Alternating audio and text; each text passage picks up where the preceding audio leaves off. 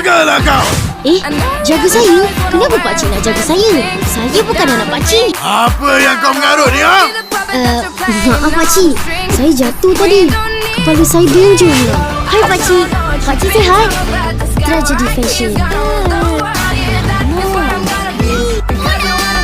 Hai pakcik. Pakcik sihat? Tragedi fashion.